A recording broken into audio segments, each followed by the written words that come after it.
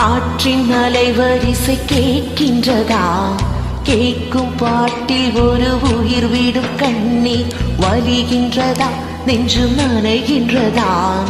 இதயம் கருங்கும் ஒரு வாசம் வருகிறத? காற்றே கண்ணீரை ஏற்றி கவிதை செந்தேனை ஊற்றி கண்ணை உன் வாசல் சேர்த்தேன்.